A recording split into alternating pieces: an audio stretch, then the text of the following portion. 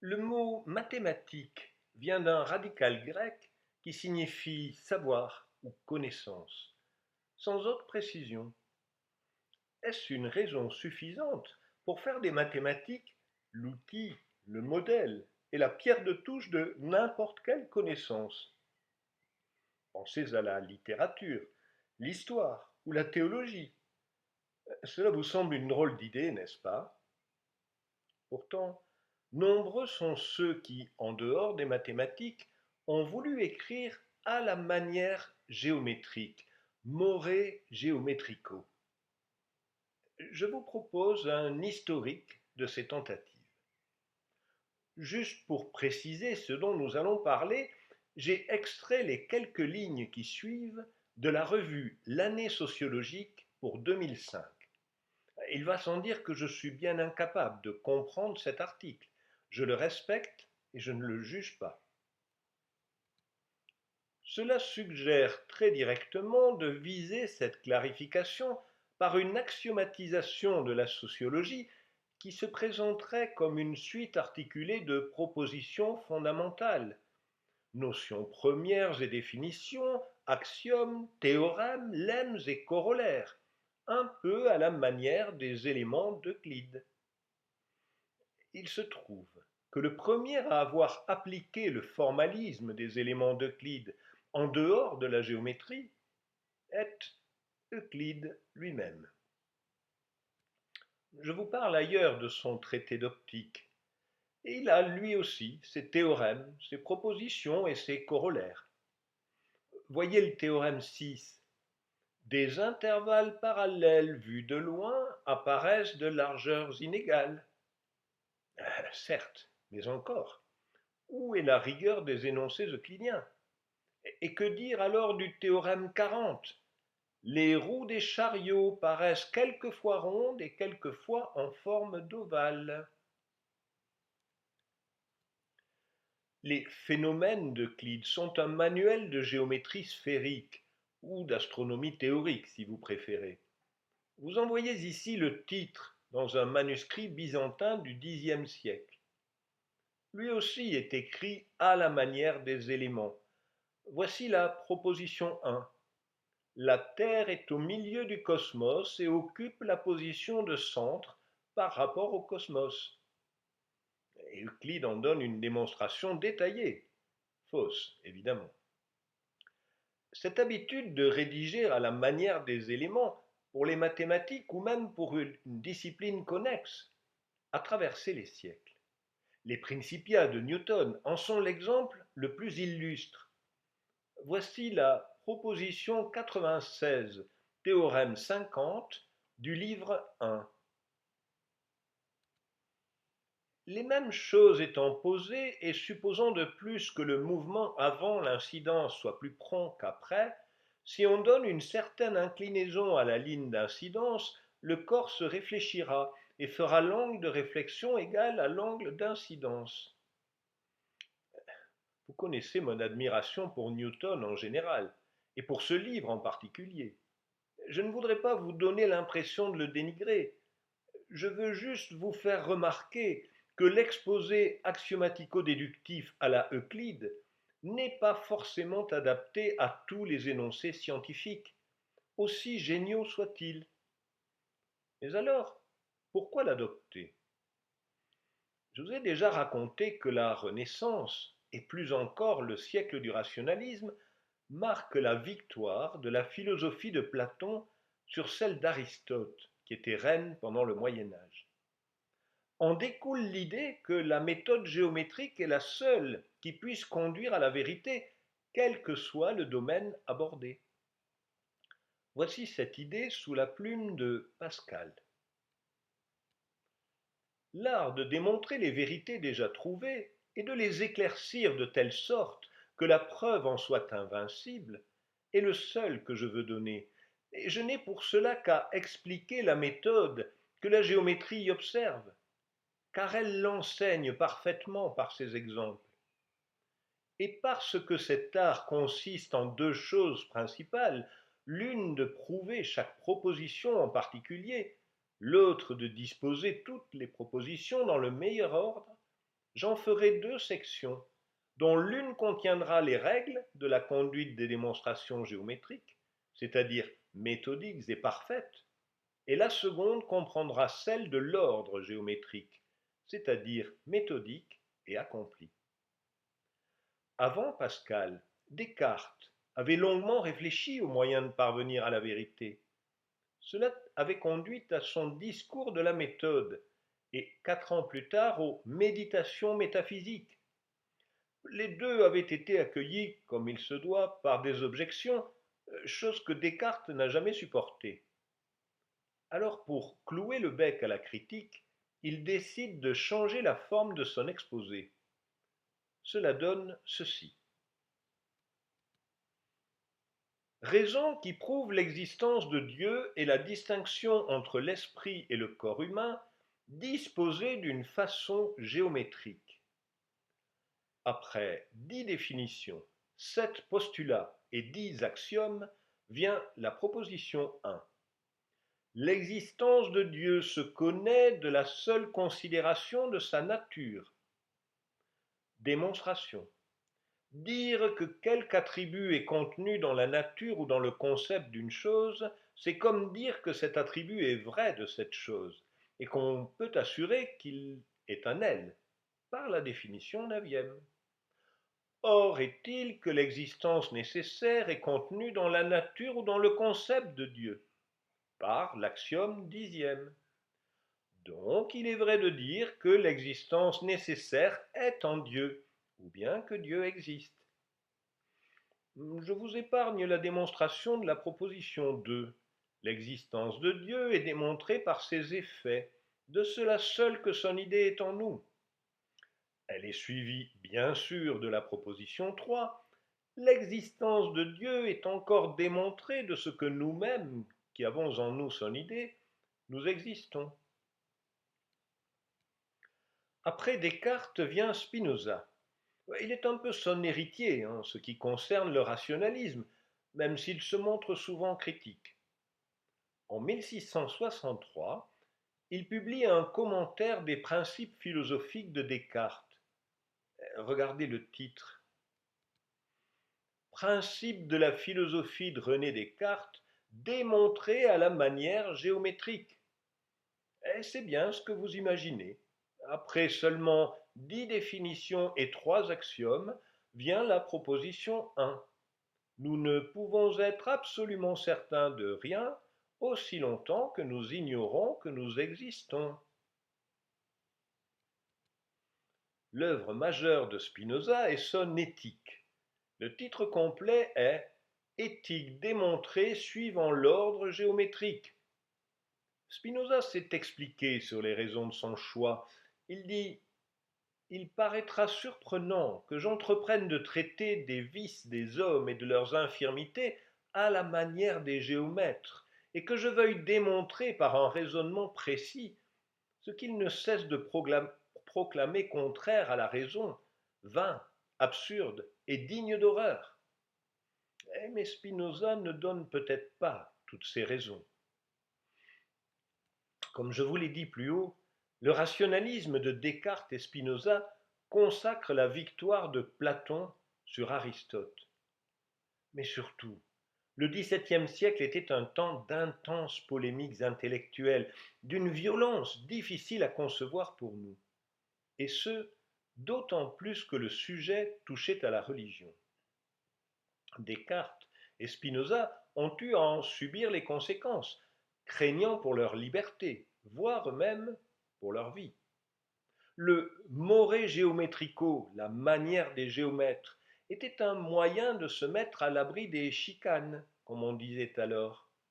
Écrire comme Euclide était un argument d'autorité, une manière de dire vous ne pouvez pas contester ce que je dis, puisque ce n'est pas mon opinion, mais une vérité démontrée. Cela n'avait aucun rapport avec Platon, qui, si on le lit attentivement, n'a jamais dit que les mathématiques devaient tout démontrer. Oh certes, il connaît la perfection de la méthode géométrique. Tu n'ignores pas, je pense, que ceux qui s'occupent de géométrie, d'arithmétique et hautes sciences du même genre supposent le pair et l'impair, les figures, trois espèces d'angles, et autres choses analogues suivant l'objet de leur recherche, qu'ils les traitent comme choses connues, et que quand ils en ont fait des hypothèses, ils estiment qu'ils n'ont plus à en rendre aucun compte, ni à eux-mêmes, ni aux autres, attendu qu'elles sont évidentes à tous les esprits, qu'enfin, partant de ces hypothèses et passant par tous les échelons, ils aboutissent, par voie de conséquence, à la démonstration qu'ils s'étaient mis en tête de chercher. Mais pour autant, Platon connaît bien la différence entre les idées géométriques et le monde sensible. Quant à ceux qui font exception et qui, avons-nous dit, saisissent quelque chose de l'essence, la géométrie et les arts qui viennent à sa suite, nous voyons qu'ils ne connaissent l'être qu'en songe, et qu'il leur sera impossible d'en avoir une vision réelle, tant qu'ils considéreront les hypothèses dont ils se servent comme intangibles, faute de pouvoir en rendre raison. En effet, quand on prend pour principe une chose que l'on ne connaît pas, et que l'on compose les conclusions et les propositions intermédiaires d'éléments inconnus, le moyen que pareil accord fasse jamais une science. Il y a eu, lors des premiers siècles de notre ère, un renouveau de la philosophie platonicienne. Parmi ces néo-platoniciens, ceux dont je vous parle le plus souvent sont Nicomède de Gérase, Théon de Smyrne et Proclus de Lycie. Ce dernier est l'auteur d'un abondant commentaire sur le premier livre des Éléments, dans lequel je puise souvent. Il y exprime son admiration pour le maître. Platon fit prendre aux mathématiques en général, à la géométrie en particulier, un essor immense, grâce au zèle qu'il déploya pour elle, et dont témoignent assez ses écrits tout remplis de discours mathématiques, et qui, à chaque instant, éveillent l'ardeur pour ces sciences chez ceux qui s'adonnent à la philosophie. Connaissant à fond les éléments d'Euclide, admirateur de Platon, et croyant fervent, il rédige sa théologie à la manière d'Euclide. Pour souligner l'intention, il l'intitule Les éléments de théologie. Le titre en rouge le présente comme Proclos Diadocos, c'est-à-dire le successeur, philosophe platonicien. Le pi majuscule rouge dans la marge signifie proposition. La première dit chaque pluralité participe de l'unité. Elle est suivie d'une démonstration par l'absurde que je vous propose de ne pas détailler. D'ailleurs, nous allons nous dispenser de passer en revue les 211 propositions de l'ouvrage. Venons-en plutôt à notre témoin suivant, de presque 3 siècles antérieur à Proclus. C'est Galien, le plus grand médecin de son temps et l'un des plus célèbres de tous les temps. Il est de culture grecque, originaire de Pergame, actuellement en Turquie. Après avoir étudié et voyagé, il a exercé quelque temps la médecine et la chirurgie auprès des gladiateurs à Pergame, avant de s'installer à Rome à l'âge de 33 ans. Galien est considéré comme un père fondateur de la médecine au même titre que Hippocrate, qui a exercé 6 siècles avant lui. Galien a laissé une œuvre gigantesque dans laquelle il a non seulement mis en ordre les observations d'Hippocrate, mais aussi classifié les maladies et détaillé ses propres thérapeutiques. Pour vous convaincre de sa compétence hors norme, nous allons suivre un de ses diagnostics d'après son propre récit. On me fit venir pour examiner une dame qui ne pouvait pas dormir la nuit et se remuait dans son lit, passant d'une position à l'autre. Je trouvai qu'elle n'avait pas de fièvre et la questionnai sur tous les points particuliers dont nous savons qu'ils provoquent l'insomnie. Elle répondait à peine ou pas du tout, pour me montrer que mes questions ne servaient à rien. Pour finir, elle se tourna sur le côté, s'enfouit tout entière dans les couvertures qu'elle avait sur elle, se couvrit la tête d'une petite pièce de tissu fin et resta couchée, immobile, comme les gens qui veulent s'endormir. L'ayant quittée, je me dis qu'elle souffrait d'une dépression de nature mélancolique, ou qu'elle avait un chagrin qu'elle ne voulait pas avouer. Je remis au lendemain d'examiner la question plus à fond. À mon arrivée, la servante qui s'occupait d'elle me dit que, pour le moment, la dame ne pouvait me recevoir. Galien revient une seconde, puis une troisième fois, et la dame refuse encore de le recevoir. Au bout de 4 jours, il a un entretien avec la servante. J'appris ainsi que la dame était sans aucun doute rongée par quelque chagrin. Je découvris par hasard de quoi il s'agissait. Je m'étais bien rendu compte que je n'avais pas affaire à une affection corporelle, mais que la dame était tourmentée par quelque désagrément d'ordre psychologique. Cette opinion fut confirmée pendant ma visite. Un homme arrivant du théâtre dit qu'il avait vu danser Pylade. Là-dessus, l'expression de son regard et la couleur de son visage changèrent. Ce que voyant, je mis ma main sur son poignet et constatai que tout à coup, son pouls était devenu anormal et très irrégulier, signe évident d'un trouble psychologique. Le jour suivant, je dis à un de mes assistants d'arriver un peu après moi quand je viendrai chez la dame pour ma visite et d'annoncer que Morphos danserait ce jour-là. Quand il l'eut annoncé, je ne constatai aucun changement de pouls. Je fis la même chose le jour d'après. Quand le même renseignement fut donné au sujet du troisième danseur, le pouls resta également inchangé. Mais la quatrième nuit, je fis tout particulièrement attention lorsqu'on m'annonça que Pylade danserait, et constatai que le pouls se déréglait immédiatement. Je découvris ainsi que la dame était amoureuse de Pylade. Vous conviendrez avec moi qu'un médecin capable de savoir de qui une dame est amoureuse, en lui prenant le pouls, mérite tout notre respect. Mais quel était donc son secret? À l'en croire, les mathématiques, plutôt que la logique. Je m'en remis donc à tous les stoïciens et péripatéticiens célèbres de cette époque, et je découvris, en les examinant par la suite, que bon nombre de théorèmes logiques n'étaient aucun secours pour les démonstrations.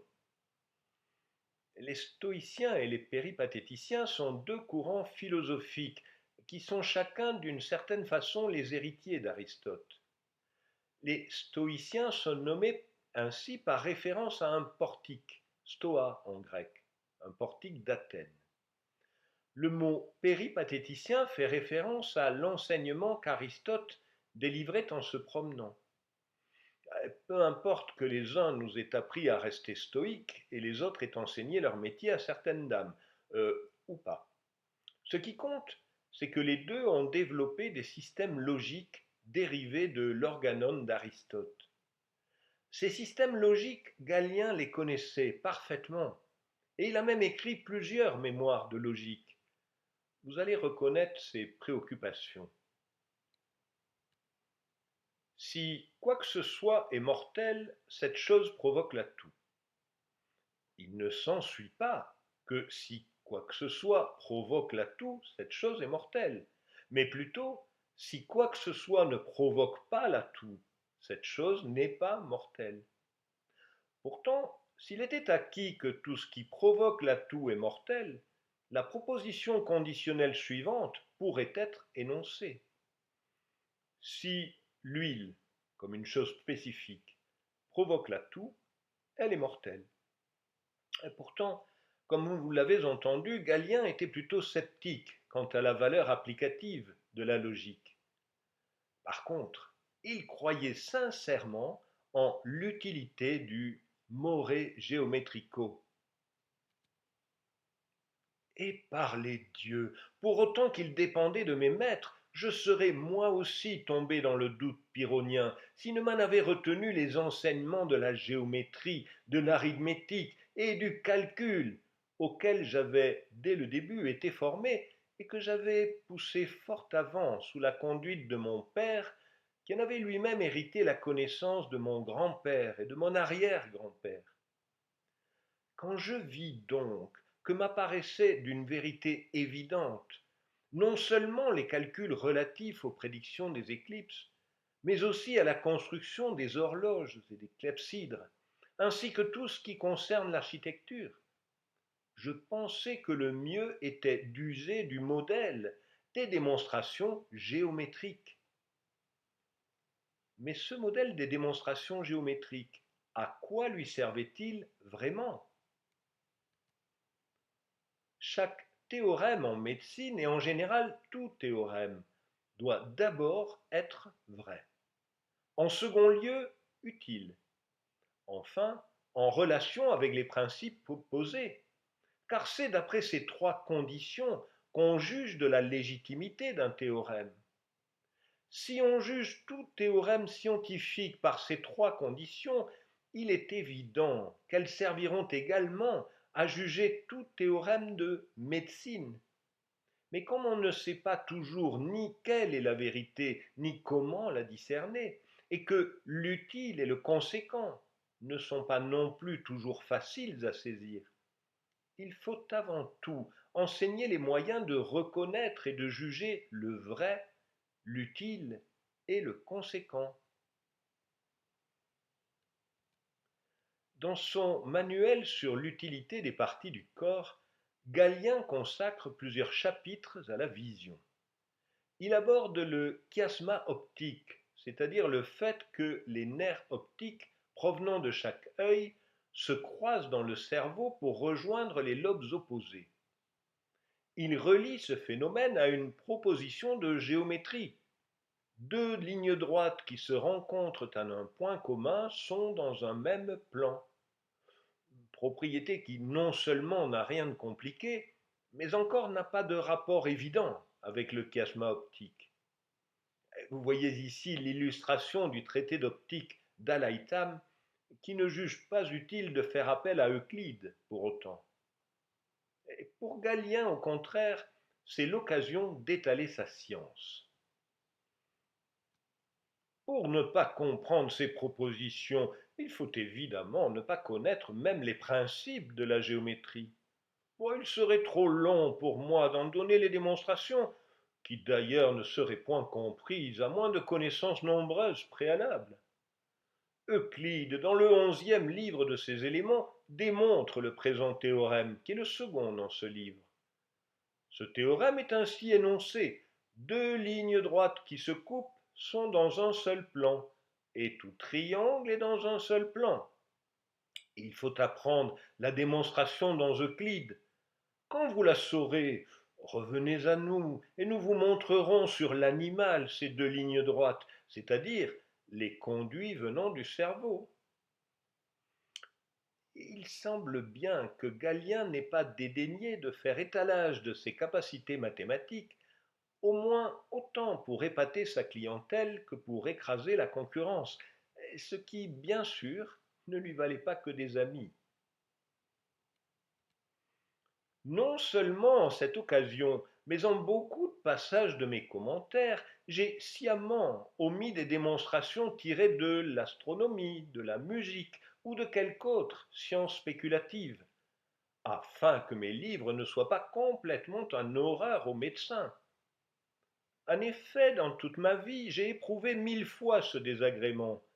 C'est que des personnes qui me voyaient avec joie en raison de mes bons offices vis-à-vis des malades, venant à apprendre que j'étais aussi versé dans les mathématiques, m'évitèrent le plus souvent ou ne me rencontrèrent plus avec plaisir. Aussi, me suis-je toujours gardé d'entamer de pareils sujets, et ce n'est ici, comme je l'ai dit, que par respect pour l'ordre de la divinité que j'ai employé des théorèmes mathématiques. Ben voyons, Si vous saviez combien j'en ai rencontré dans ma carrière, de ces gens qui faisaient étalage de mathématiques totalement inutiles, largement hors de propos, et qu'ils rendaient incompréhensibles à plaisir. Leur but, épater la galerie, imposer un point de vue, et surtout, tenter de faire croire à leurs propres compétences. Ah non, non, ce n'est pas la peine d'insister, je ne citerai pas de nom. D'ailleurs, vous en connaissez certainement, non?